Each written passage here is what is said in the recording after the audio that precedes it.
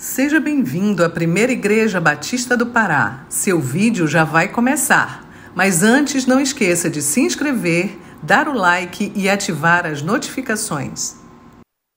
Graça e paz, amada igreja. Vamos dar continuidade ao nosso estudo sequencial da carta de Paulo aos Efésios. Nós estamos examinando o que Paulo quis dizer no primeiro versículo desta carta, quando fez o acréscimo por vontade de Deus, ao apresentar-se a si mesmo na introdução desta carta. Disse a vocês no estudo anterior que Paulo quer enfatizar aqui pelo menos duas coisas com essa adição. A primeira delas, conforme vimos, é que seu chamado para ser um apóstolo é um ato soberano de Deus. Suponho que o exame dessas palavras de apresentação pessoal de Paulo tem servido ao propósito de corrigir a tendência de alguns de considerarem mera formalidade a introdução a essas epístolas do Novo Testamento. Como vimos no nosso último estudo, nós fomos imersos em grandes e profundas verdades, a doutrina da soberania de Deus, logo quando o apóstolo começa a sua carta. Paulo tinha convicção de que o seu chamado era resultado da livre graça de Deus, tão somente da livre graça de Deus, uma ação soberana divina, independentemente de qualquer vontade humana ou mérito pessoal. E essa separação, ele disse lá em Gálatas capítulo 1, versículo 14, ocorreu desde o ventre materno. Paulo é o que é por vontade de Deus, e ele tinha convicção disso. E poderíamos dizer o mesmo sobre nós. Somos cristãos e temos um chamado, uma vocação neste mundo só pela vontade soberana de Deus. E em Cristo nós podemos estar certos de quem somos e qual o nosso dever. Nós podemos desfrutar da mesma convicção de Paulo, a de que estamos fazendo a vontade de Deus no que diz respeito à nossa vida e vocação. O problema é que a experiência de alguns de vocês não corresponde a isso. Muitos entre nós são continuamente perturbados por incertezas quanto à vontade de Deus para as suas vidas. Não têm a mesma convicção do apóstolo a respeito do seu chamado. Que dizer sobre isso? Como lidar com esse problema? Como saber qual a vontade de Deus para a minha vida? Qual é meu chamado e vocação? Como é que eu posso ter convicção disso? Deixei essa questão em suspense no estudo anterior e o fiz deliberadamente, sem peso na consciência, visto que, em certo sentido, não se trata de um assunto essencial para a salvação.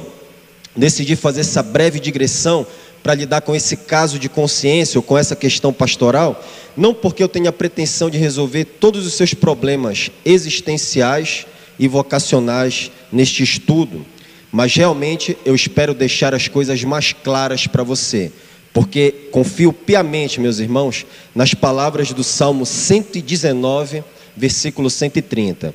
A exposição das tuas palavras ilumina e dá discernimento aos ingênuos. Então, antes de darmos prosseguimento no assunto, deixe-me ler o primeiro versículo do livro de Efésios, no qual nós estamos por ora atracados. Efésios, capítulo 1, versículo 1.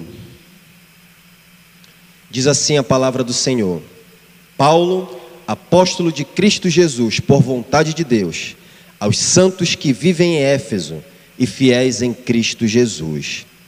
Pai Santo, colocamos toda a nossa vida diante do Senhor agora, nossa mente, coração, vontade. Pedimos a iluminação do alto, Pai, que a compreensão da Tua palavra afete o nosso coração e mova a nossa vontade na direção da glória do Senhor. Em nome de Jesus, amém. Permitam-me primeiramente fornecer um mapa desse estudo na forma de 3 perguntas. Primeiro, que é chamado e vocação? Segunda, qual a dimensão da vocação? E em terceiro lugar, como conhecer a vontade de Deus?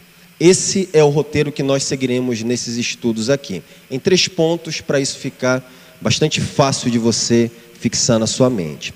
Então, tendo esboçado o nosso estudo, eu quero elencar 2 principais motivações ao fazer essa digressão, esse afastamento do tema, para abordar essa questão pastoral aqui.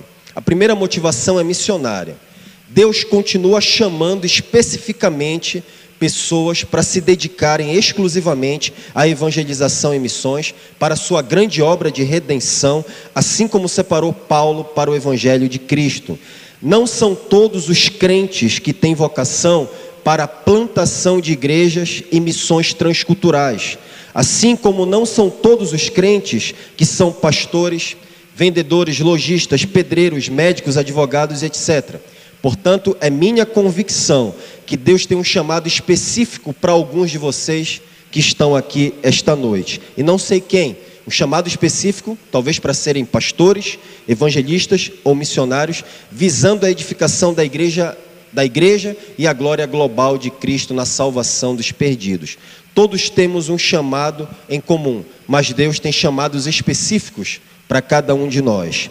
E eu creio que alguns de vocês têm esse chamado específico para serem pastores, evangelistas ou missionários. A segunda motivação é pastoral. Eu vou gastar um pouco mais de fôlego na justificativa desse ponto. Não devemos ter pressa em examinar as Escrituras. Concordo com aqueles pastores experientes que dizem que depois do aconselhamento conjugal, o aconselhamento vocacional é a demanda mais recorrente do aconselhamento pastoral. E eu posso confirmar isso na minha experiência também. Há uma costumeira confusão em relação ao que a Bíblia ensina sobre vocação, chamado e vontade de Deus. E nós podemos dizer que isso também é verdade no que diz respeito às grandes e centrais doutrinas da fé cristã em geral. O pensamento evangélico popular em nossa cultura defende, consciente ou inconscientemente, que a doutrina não é importante. Sugerem que a doutrina é algo puramente intelectual, árido, conservador, fundamentalista. É um tipo de religião, dizem eles, que se importa apenas com os assuntos da mente, ao invés de se preocupar com os assuntos do coração, questões da emoção, do sentimento, questões, segundo eles, mais espirituais. Em outras palavras, por que se preocupar com doutrina e desperdiçar tempo com isso? O que importa mesmo é unicamente a experiência. E esse, meus irmãos, é um pensamento tolo e autodestrutivo. Infelizmente, muitos crentes vivem embaraçados e transtornados em relação a estes assuntos de chamado, vocação e vontade de Deus, e muitos outros, porque eles aprenderam um falso dualismo que coloca mente e coração em oposição permanente. Esse ensino e a atitude da maioria dos crentes dá a entender que compreender questões sobre chamado, vocação e vontade de Deus é mais um assunto do coração, do sentimento, do que da razão, da cabeça. Em outros termos, é mais uma questão subjetiva do que, de fato, objetiva. É principalmente uma questão de sensibilidade, de sentir a direção do Espírito influenciando o coração, do que uma ação do Espírito através das faculdades mentais e intelectuais para compreender e examinar objetivamente um assunto. Não é raro, inclusive, notar no discurso de alguns crentes que ponderar, examinar, usar a razão, buscar definir as coisas biblicamente, com meticuloso cuidado e reverência, não de uma maneira fria e intelectual, é ignorar a liberdade do Espírito. E isso é insinuado num tom de crítica e reprovação, como se o Espírito Santo estivesse sendo apagado por nós e limitado pela sua própria palavra. Ele que nos prometeu guiar a toda a verdade. Assim nós ficamos forçosamente divididos entre pessoas de cérebro grande, intelectuais de razão, e pessoas de sentimento, de coração, sensíveis ou, como gostam de alegar, mais espirituais. No entanto, há no mínimo um pressuposto falacioso nessa crítica. O primeiro é que se o Espírito Santo quiser operar com liberdade, certamente preferirá fazê-lo mais plenamente por meio do coração e não da mente. E, portanto, o coração é superior à mente como um meio instrumental do Espírito Santo. A dedução errônea a que esse pressuposto falacioso nos induz é que, se nós quisermos dar espaço às operações do Espírito, nós não devemos ser muito lógicos, racionais, pensantes, mas apenas ouvir a voz do Espírito no coração. Daí a razão de alguns evangélicos, embora na teoria assumirem o princípio reformado sola escritura, conduzirem suas vidas simplesmente com base no nível emocional. Quando você investiga mais atentamente, faz uma investigação mais minuciosa, você vai ver que a vida não necessariamente ou quase nunca é guiada exclusivamente pela palavra de Deus. É comum ouvirmos alguns evangélicos dizerem: sinto no meu coração que eu devo fazer isto ou aquilo. Sinto no meu coração que eu devo mudar de emprego. Acho que Deus está dizendo que essa é a pessoa com quem eu devo casar. Sinto que o Senhor está me chamando para ir para uma outra igreja. E decisões como essas, embora eu creia nas influências e deliberações do Espírito, são tomadas sem nenhuma reflexão bíblica. Por outro lado, raramente eu ouço alguém dizer: Deus está dizendo-me na Bíblia que essa é a vontade dele para a minha vida, e portanto eu vou me ocupar daquilo que eu sei e me esforçar na dependência do Espírito Santo para obedecer aquilo que está claro e inteligível na palavra de Deus. O que seria da igreja cristã hoje, meus irmãos, se os pais da igreja e os reformadores, diante de confusão e perplexidade generalizadas a respeito das grandes doutrinas da fé cristã, de qual era a vontade de Deus sobre determinadas questões de fé e prática, tivessem simplesmente dito: bem, deixemos de procurar e entender com a mente a vontade de Deus e apenas dependamos mais plenamente dos nossos corações para discernir aquilo que o Espírito Santo está dizendo a respeito da divindade de Cristo e da justificação pela fé. Será que eu estou exagerando? Não estou dizendo, meus irmãos, que nós podemos resolver tudo com a mente e entender todas as coisas sobre o conselho, sobre a vontade de Deus, pela razão pura, por meio de um grande intelecto, como quem resolve um problema matemático ou de geometria. Não é isso que eu estou dizendo. Nem estou negando as influências internas do Espírito Santo em nós. Todavia, eu não estou disposto nem um pouco a admitir que a mente é um obstáculo para compreender a vontade de Deus. Tampouco que o coração é um meio instrumental superior ou antagônico à mente para entender a vontade de Deus na vida comum. Não estou convencido biblicamente de que, no que respeita às influências e direções do Espírito Santo, o coração é um meio instrumental superior ou em contraposição à mente. Qualquer sugestão de antagonismo entre mente e coração significa dizer que se alguém quiser compreender a vontade de Deus, deve, num dado momento, parar de lutar com a mente, parar de pensar, parar de procurar entender, examinar, investigar, fazer uma ruptura com o processo mental e apenas deixar que o coração os dirija. Isso pode parecer muito espiritual, meus irmãos, mas na realidade pode até se tornar um obstáculo à verdadeira espiritualidade e compreensão da vontade de Deus. Será que a Bíblia realmente ensina a primazia do coração em relação à mente em questões espirituais? Será que a Bíblia coloca o coração contra a mente e vice-versa? Será que há uma dicotomia como a que é sugerida, que eu estou mencionando? O apóstolo Paulo em 1 Coríntios capítulo 1, verso 14, capítulo 14, versículo 15, rejeita essa sugestão de abandonar o uso das faculdades mentais para poder agir mais espiritualmente. 1 Coríntios capítulo 14, versículo 15,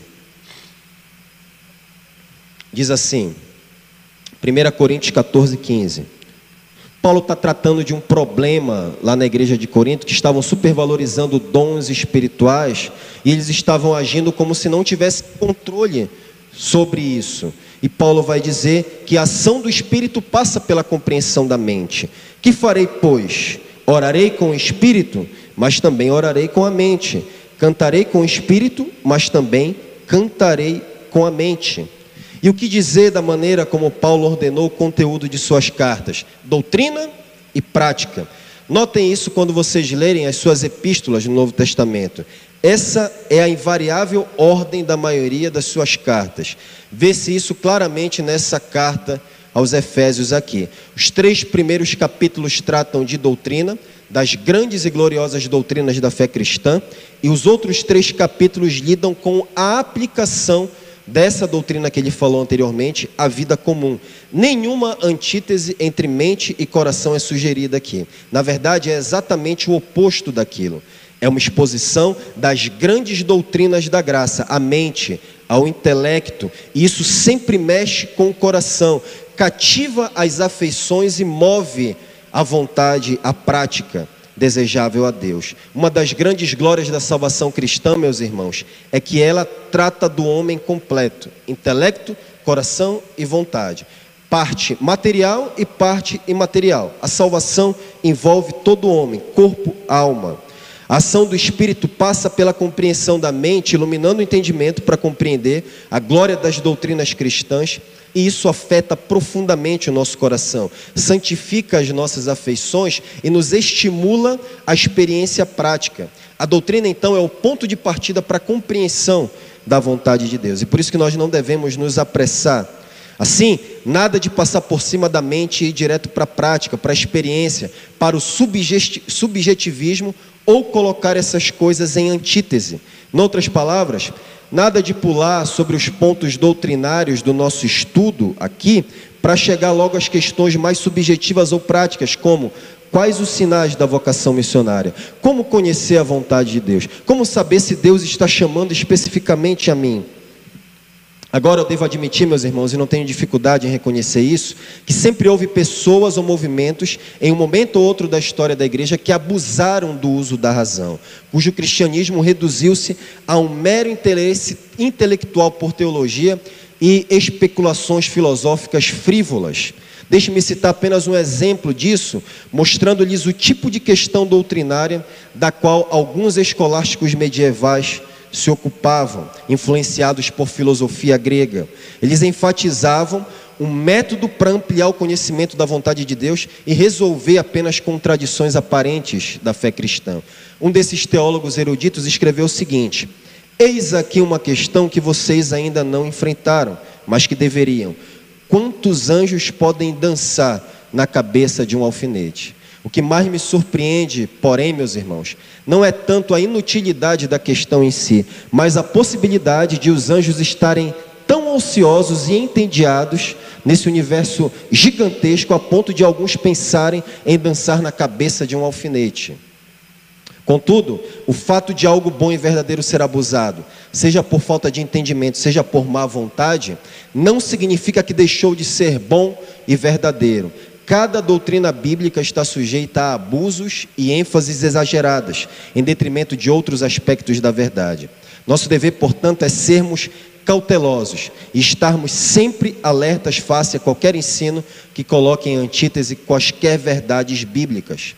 Suponho que alguns de vocês até aqui, tendo ouvido o que eu disse, devem estar me considerando o pastor mais frio, racionalista e menos espiritual que conheceram. Mas eu peço que vocês ainda não julguem o meu ensino antes da hora, porque nesses estudos eu também pretendo lidar com questões sobre a direção do Espírito no que respeita ao chamado, e tem um amplo ensino sobre o Espírito Santo nessa carta aos Efésios também.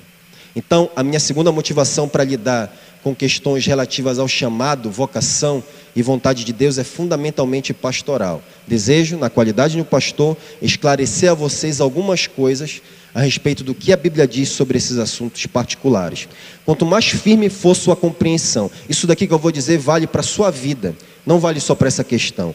Quanto mais firme for a sua compreensão das doutrinas bíblicas, maior será a sua certeza quanto ao seu chamado e à vontade de Deus para a sua vida. As doutrinas falam sobre o caráter de Deus e sobre a vontade dele para as nossas vidas. Para conhecer a vontade de Deus, nós primeiramente precisamos conhecer a verdade de Deus. A verdade de Deus é importante para que nós entendamos a sua vontade. Muitas pessoas estão tentando descobrir a vontade de Deus com toda a sinceridade, de todo o coração, mas não sabem o que a Bíblia diz a respeito disso. Eu gasto tempo nisso porque senão vocês ficarão ansiosos e impacientes, querendo logo respostas às suas dúvidas particulares. Pois bem, então consideramos a primeira questão, as primeiras motivações, as duas mencionadas aqui para esse estudo, e nós vamos avançar agora para a primeira questão do sumário de nosso estudo, que é chamado e vocação. Frequentemente, meus irmãos, os crentes estão confusos em relação a esses assuntos particulares, porque eles acreditam que chamado diz respeito apenas ao trabalho missionário, transcultural ou pastoral em alguma igreja, e vocação é entendido como um mero sinônimo de carreira profissional. Esse é o entendimento comum da maioria dos crentes. Mas se nós apenas considerarmos o aspecto etimológico da doutrina da vocação, nós já resolveremos em partes esse equívoco. Chamado e vocação têm significados similares na Bíblia e procedem da mesma raiz, o verbo grego kaleo, cuja ideia básica é chamar ou convocar. Essa palavra aparece mais de 148 vezes no Novo Testamento, e o apóstolo Paulo, usando bastante palavras derivadas desse verbo grego, é o que melhor desenvolve a doutrina da vocação no Novo Testamento. Deixe-me citar apenas uns 2 exemplos de como Paulo usa chamado e vocação como termos similares. 1 Coríntios 1, 26, ele usa uma palavra que significa vocação, chamado, e essa palavra deriva desse verbo grego kaleo. 1 Coríntios 1, 26. Diz assim, 1 Coríntios 1, 26. Irmãos, reparai, pois, na vossa vocação. Eclétete é a palavra aqui derivada de kaleo. Vá para Romanos 1,16 agora, 1,6, perdão. Paulo usa um adjetivo derivado também nesse verbo grego kaleo, que significa chamado, vocação. Romanos 1,6, na sua saudação aos romanos.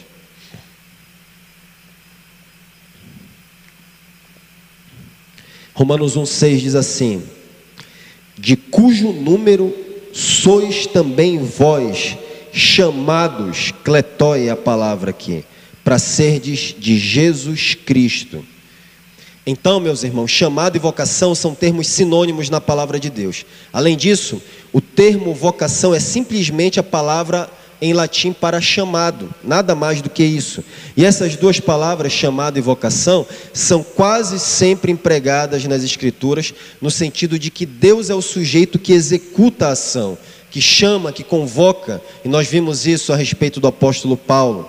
Em outras palavras, kaleo diz respeito a um chamado, a uma convocação, a uma intimação irrecusável procedente da parte de Deus. E isso naturalmente nos conduz à segunda pergunta do nosso estudo: qual a dimensão da vocação? Isto é, qual a abrangência do chamado? Para o que Deus nos chama? Antes de lidar positivamente com essa questão, permitam-me abordá-la negativamente, porque, em meu juízo, grande parte da confusão e afobamento no meio evangélico sobre questões de chamado, vocação e vontade de Deus é procedente de uma crença errônea a respeito da abrangência do chamado de Deus para o seu povo.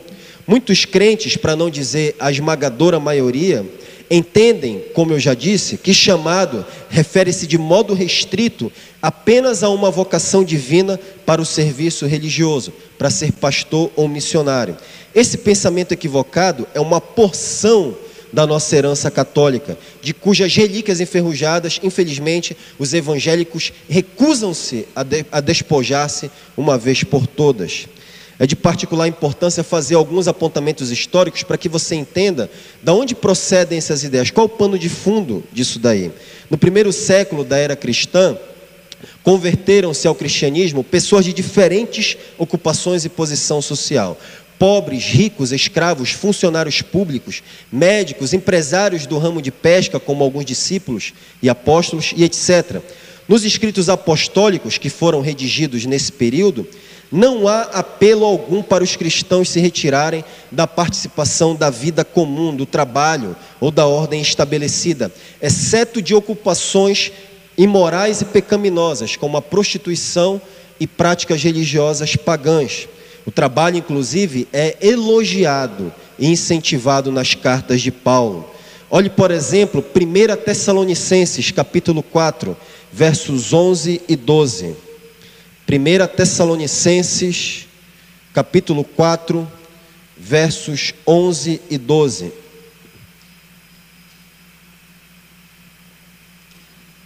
Diz assim: esforcem-se para ter uma vida tranquila, cuidar dos próprios negócios e trabalhar com as próprias mãos, como nós os instruímos, a fim de que andem decentemente e não dependam de ninguém.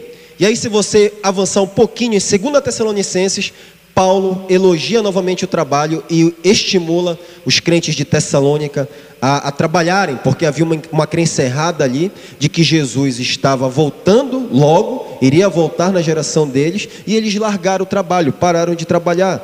E Paulo diz o seguinte, em 2 Tessalonicenses, capítulo 3, versos 11 e 12. Diz assim: pois ouvimos que alguns de vocês estão ociosos, não trabalham, mas andam se intrometendo na vida alheia. A tais pessoas ordenamos e exortamos no Senhor Jesus Cristo, que trabalhem tranquilamente e comam do seu próprio pão. Então, não era comum no período apostólico que os cristãos se isolassem geograficamente e se separassem das atividades comuns da sociedade. Pelo contrário, meus irmãos, o isolamento geográfico e a separação social era incomum e um evento extremo que só acontecia em função de perseguição, inicialmente pelos judeus e posteriormente pelo Império Romano, o que se acentuou bastante depois de Nero colocar fogo em Roma e culpar os cristãos em 64 depois de Cristo. E uma outra razão para se isolar geograficamente, se afastar da atividade social comum, era a falta de entendimento doutrinário, como no caso dos tessalonicenses, que pararam de trabalhar porque acharam que Cristo iria voltar logo. No início do 3º século, quando o cristianismo foi declarado a religião oficial do Império Romano, através do governo de Constantino, a perseguição oficial aos cristãos cessou, houve paz, não havia mais martírios, e embora isso tenha contribuído, em certo sentido, para a expansão do cristianismo, trouxe também a reboque sérios prejuízos para a igreja. A igreja tornou-se rica, abastada, próspera, e de nada tinha falta, mas na verdade estava desgraçada, pobre e nua. Então, alguns cristãos comuns, em protesto contra a pompa e o mundanismo da igreja de Roma, e também sob a influência de filosofias gregas, começaram a se retirar da vida comum para se isolar nos desertos.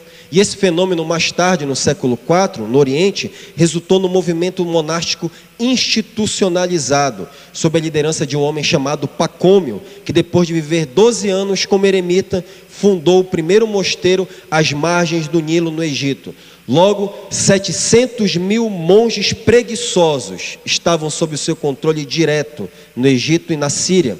E esse tipo de monasticismo era caracterizado pelo ócio e pelo ascetismo.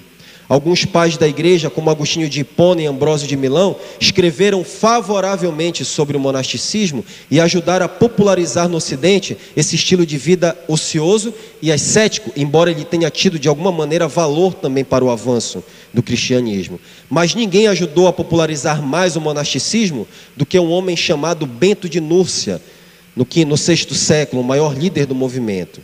E aí, mais precisamente em 529 depois de Cristo, ele fundou o mosteiro do Monte Cassino na Itália e desenvolveu um código de vida monástica chamada Regra de São Bento. E ele organizou uma espécie de franquias de mosteiros sob essa mesma regra, e ele gerenciava tudo isso. E aí, quando chegou a Idade Média, ali próximo da Reforma Protestante, o monasticismo, que em grande parte surgiu como uma reação à pomposidade e corrupção do cristianismo, também tornou-se um movimento respeitável, popular e político. E a insistência da Igreja Católica naquela época era que a vocação significava meramente um chamado para o sacerdócio ou uma ordem monástica.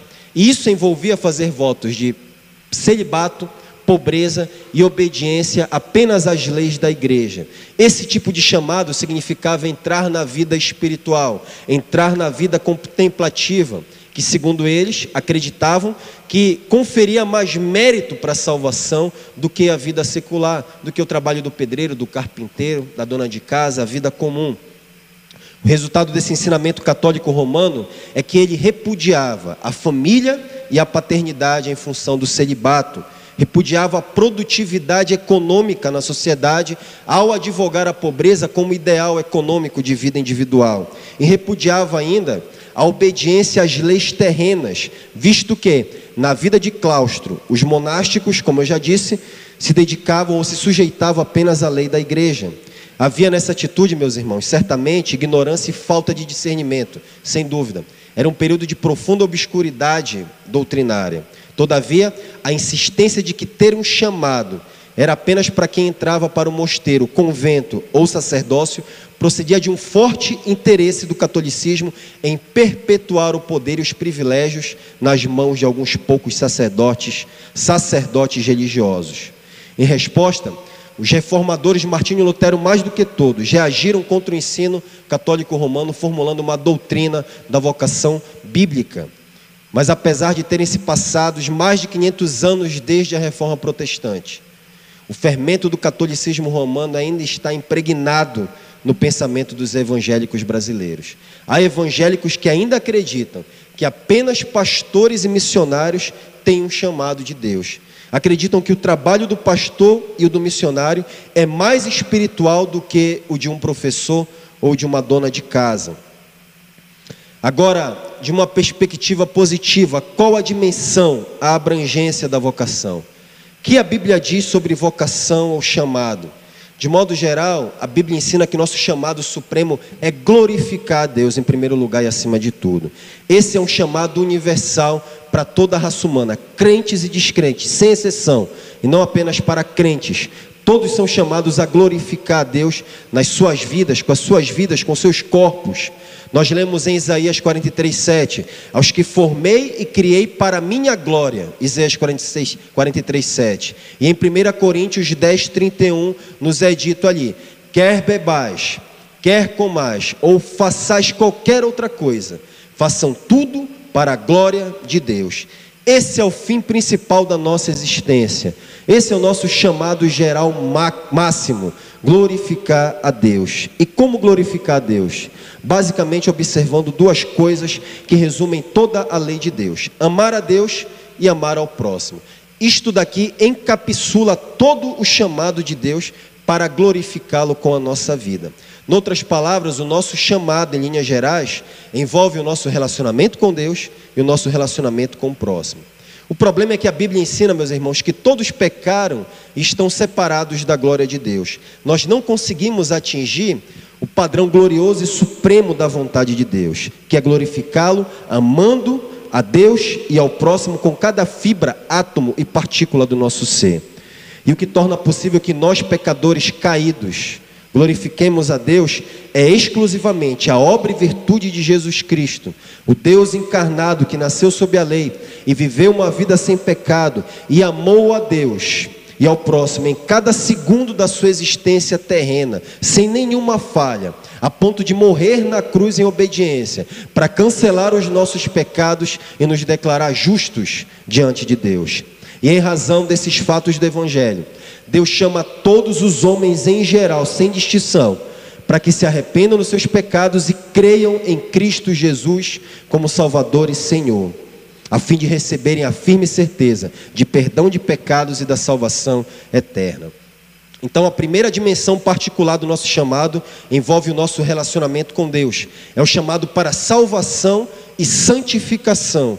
É um chamado para pertencer a Deus. E nós devemos entender isso como o processo no qual Deus chama aqueles que Ele elegeu desde antes da fundação do mundo para se separarem do pecado e serem santos. Alguns teólogos chamam isso de vocação redentora. Paulo fala muito claramente da vocação redentora, englobando salvação e santificação em Romanos capítulo 1, versos 6 e 7. Vai esse texto, Romanos capítulo 1, versos 6 e 7.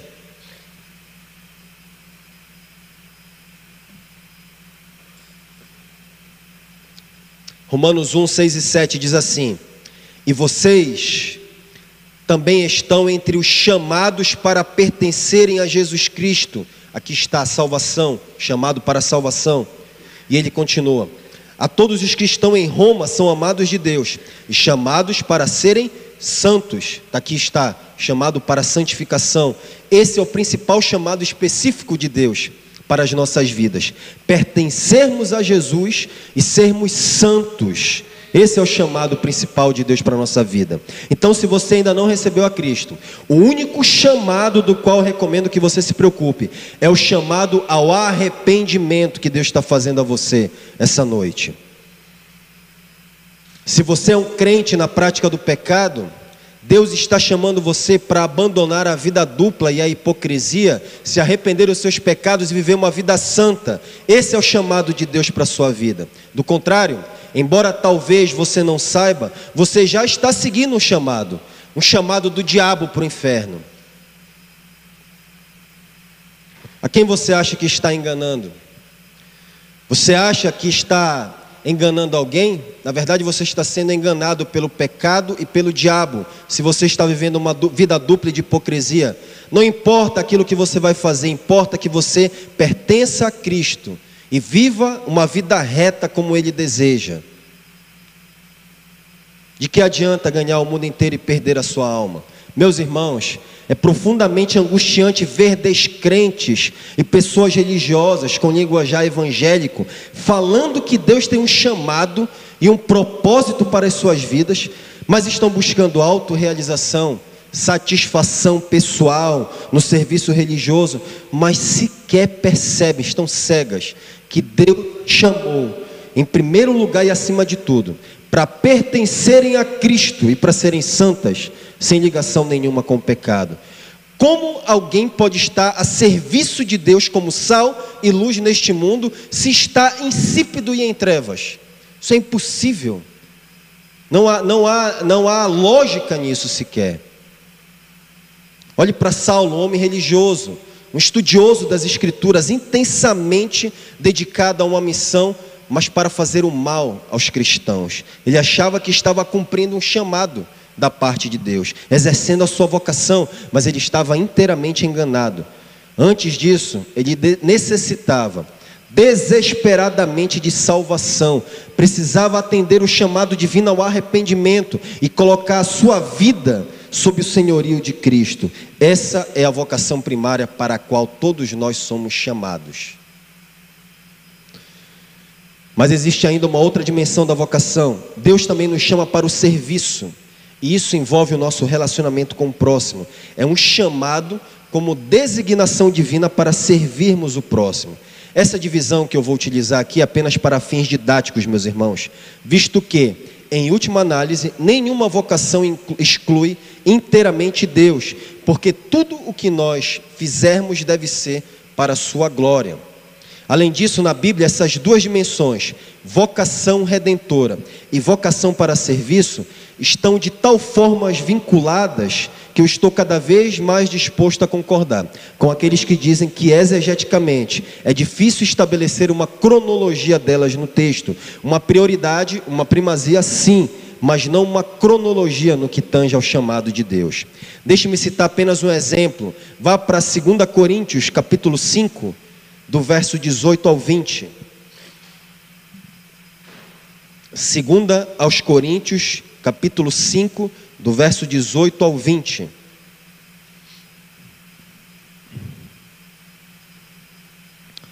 Diz assim a santa palavra do Senhor: tudo isso provém de Deus, que nos reconciliou consigo mesmo por meio de Cristo. Salvação, chamado para salvação aqui. E Paulo continua: e nos deu o ministério da reconciliação, chamado para o serviço aqui.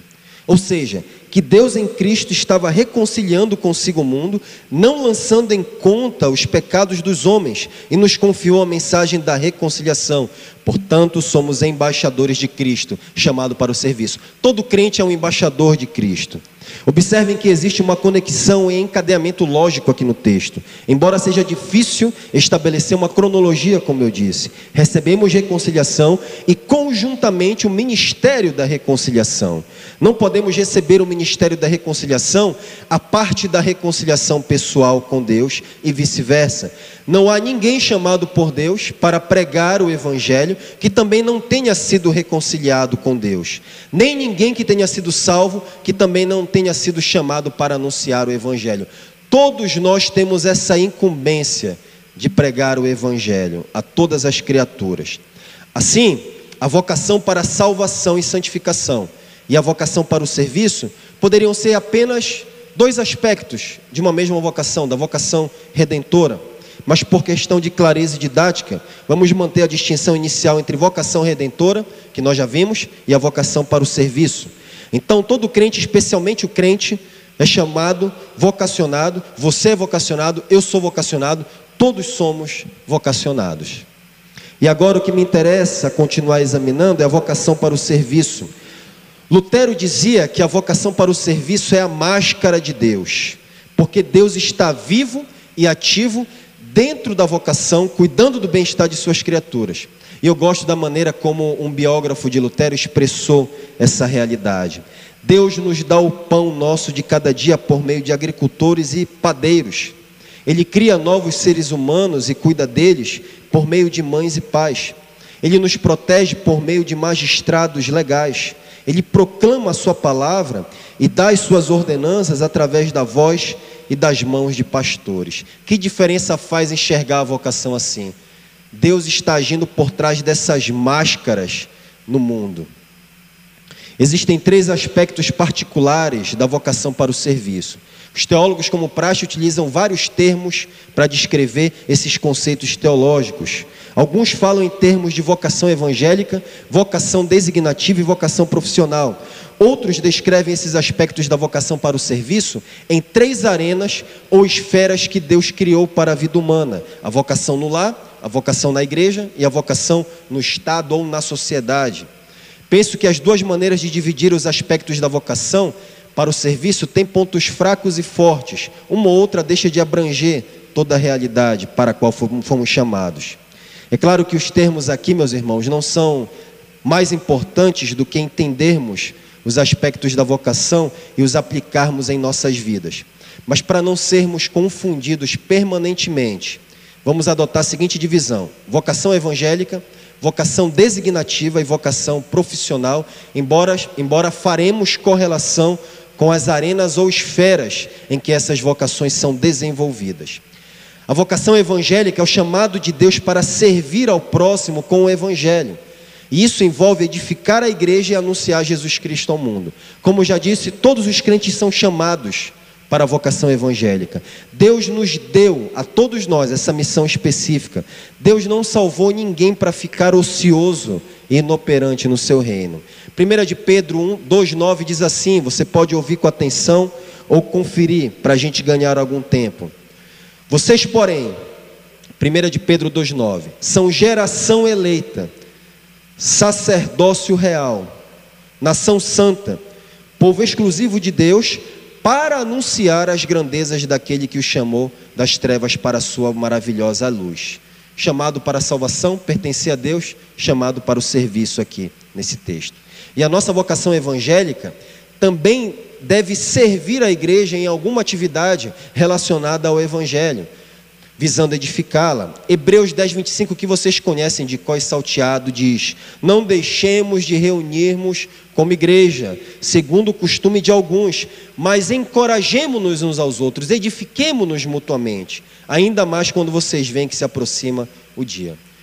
E lá em 1 Coríntios capítulo 12, que vocês conhecem, Paulo, utilizando aquela maravilhosa metáfora do corpo humano para se referir à igreja, deixa claro que existem diversos dons relacionados ao único evangelho, ao único Senhor, ao único Deus, e que os dons devem ser usados para a edificação da igreja. Então temos esse chamado para edificar a igreja. Todos os crentes têm um papel relacionado ao evangelho para desempenhar em suas respectivas congregações. Mas a vocação evangélica também envolve proclamar as boas novas de salvação ao mundo. Mateus 28:19, que vocês também já estão escolados, diz: portanto vão e façam discípulos de todas as nações, batizando-os em nome do Pai, do Filho e do Espírito Santo, ensinando-os a obedecer tudo aquilo que eu lhes ordenei. Então veja, todos somos chamados a anunciar o evangelho. Nunca é demais repetir: Deus não chamou apenas pastores e missionários para evangelizar, enquanto todos os outros membros da igreja apenas os pagam para representá-los nesse serviço. Todos somos chamados a esse serviço. Pois bem, você quer saber qual é o seu chamado? Então deixe-me lhe perguntar: de que maneira você está servindo para edificar a igreja? Você já se voluntariou em alguns dos nossos ministérios, em algum departamento da igreja? Ou você está na igreja apenas para servir e ser edificado? Ou você vem também para servir e edificar o corpo de Cristo? E a sua família, os seus vizinhos, os seus colegas de trabalho, você os está evangelizando? Está aí a sua vocação, está aí o seu chamado. Aí está um outro aspecto do chamado de Deus para a sua vida. Agora, como uma nota de rodapé, é importante dizer que mesmo a proclamação do Evangelho ao mundo desenvolve-se na esfera da igreja. Não há respaldo do Novo Testamento em situações normais para um crente sair mundo afora e sem estar ligado a uma igreja local como membro, nem ir para o campo sem o envio de uma igreja. É digno de nota também que, embora todos os crentes sejam vocacionados para se envolver com o Evangelho, visando a edificação da igreja e salvação dos perdidos, Deus também chama especificamente pastores, obreiros, missionários, para desempenhar algum papel em favor da igreja, o que pretendo abordar com mais detalhes em outro momento, em outro estudo. O segundo aspecto da vocação para o serviço é a vocação designativa. A vocação designativa, meus irmãos, é o chamado que Deus pode fazer, eventualmente, para que pessoas, crentes ou descrentes, o sirvam em ações pontuais e temporárias para o cumprimento de seus soberanos propósitos. Nesse caso, nem a vocação redentora, salvação e santificação, nem a vocação evangélica, edificação da igreja e proclamação do evangelho, são necessárias para que uma pessoa receba uma vocação designativa, ou seja, cumprir os desígnios de Deus na história. Às vezes essas pessoas nem sequer entendiam que estavam prestando um serviço a Deus ou compreendiam a abrangência, a dimensão da maneira que estavam sendo usadas. Na Bíblia nós temos muitos exemplos notáveis de vocação designativa. Você vai lembrar ali do faraó, no êxodo do povo de Israel do Egito.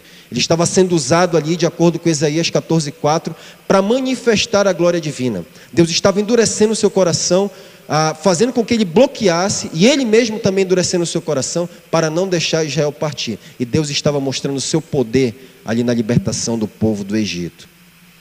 Outros dois chefes de Estado que não são judeus e que receberam uma vocação designativa da parte de Deus foram Ciro e Artaxerxes. Esses dois reis foram instrumentos nas mãos de Deus para a libertação e restauração de Israel do cativeiro. Deus inclusive chegou a chamar Ciro de meu pastor, lá em Isaías 44:28. Lembrem-se também de Daniel e Esté. São crentes, receberam uma vocação redentora, mas também tinham uma vocação designativa. Ambos foram chamados pontualmente para exercer poderosa influência espiritual, moral e política na arena do Estado para o benefício do povo de Deus. Até mesmo Judas Iscariotes, meus irmãos, e Pilatos receberam uma vocação designativa, embora não redentora, para cumprir os propósitos soberanos de Deus na história, na cruz do Calvário. E por último, a vocação profissional. A vocação profissional é o chamado de Deus para desempenhar um trabalho específico com seriedade, rigor, competência para o bem do próximo, da família, da igreja e da sociedade. Como disse Lutero, a vocação é o meio pelo qual Deus manifesta o seu cuidado para com as suas criaturas. E Deus demonstra esse cuidado, meus irmãos, ao vocacionar políticos, militares, donas de casa, mães, juízes, professores, sapateiros, médicos, pedreiros, advogados, costureiras, etc. A Bíblia mostra alguns casos de vocação profissional. O administrador José no Egito, o governador Neemias, a costureira Dorcas, lá em Atos, o médico e historiador Lucas e muitos outros. Vocês conseguem perceber que a palavra de Deus está clareando as coisas para nós? A doutrina da vocação desenrola-se na vida comum para servir a Deus e ao próximo em 3 arenas: no lar, na igreja e na sociedade. É por engano isso de pastores e missionários serem uma classe especial de vocacionados. Você é vocacionado, eu sou vocacionado, todos somos igualmente vocacionados por Deus para a santidade e para o serviço. A única diferença entre nós é de ofício. Nenhum serviço é indigno demais se feito honestamente, no temor do Senhor, para o bem dos nossos semelhantes. E ninguém, meus irmãos, estará glorificando verdadeiramente a Deus, enquanto não pertencer a Cristo e trabalhar para o bem do próximo, especialmente visando a edificação da igreja e salvação dos perdidos que estão nessas nossas esferas de atuação. Vocação não é sobre carreira, você vai se aposentar, vai deixar de trabalhar. E aí, não tem mais vocação? Vocação envolve servir a Deus e ao próximo, especialmente visando a edificação da igreja e a salvação dos perdidos. Um trabalho só é um chamado ou vocação quando nós colocamos as nossas habilidades únicas a serviço de Deus e do próximo. Isso é um culto agradável a Deus. Até os trabalhos mais modestos e considerados sem significância. Mas quem trabalha por razões puramente egoísticas, buscando autossatisfação, riquezas. Tem gente que escolhe a carreira por causa de dinheiro e sucesso profissional. Quem escolhe, quem serve dessa maneira, quem trabalha por essas razões, não está exercendo o seu chamado nem prestando culto a Deus. Não significa que o dinheiro não tem valor para você sustentar sua família, mas essa não é a razão principal. Você pode largar tudo e ir para a África pregar o Evangelho. Mas se o seu interesse é meramente autorrealização e autossatisfação, se as suas motivações são egoístas, se você não quer a glória de Deus ao servir abnegadamente ao próximo, se você quer palanque, holofote e massagear o ego, você, embora evangelizando na África, seu trabalho não pode ser concebido como uma vocação da parte de Deus. E muitas pessoas, meus irmãos, não entenderam isso. Na arena da sociedade e na arena da igreja, do lar também. E por isso que ficam sentadas às vezes no banco e não contribuem com o avanço do Evangelho. Querem ser servidas, querem massagear o ego e não se entregar a Deus e ao próximo. Estamos apenas separando, cortando, discriminando o tema da vocação à luz da palavra de Deus, lançando luz à questão toda. Então não tenhamos pressa em examinar as Escrituras, meus irmãos. Querendo Deus, nós consideraremos no próximo domingo a terceira pergunta do nosso estudo. Finalmente, como conhecer a vontade de Deus? Vamos orar. Obrigado, Pai, pela Tua santa palavra. A exposição da Tua palavra ilumina e dá entendimento aos simples. Muito obrigado. Ajuda-nos, Pai, a compreendermos melhor a vontade do Senhor, a começar por mim, e colocarmos a nossa vida sujeita à Tua direção e vontade. Em nome de Jesus, amém.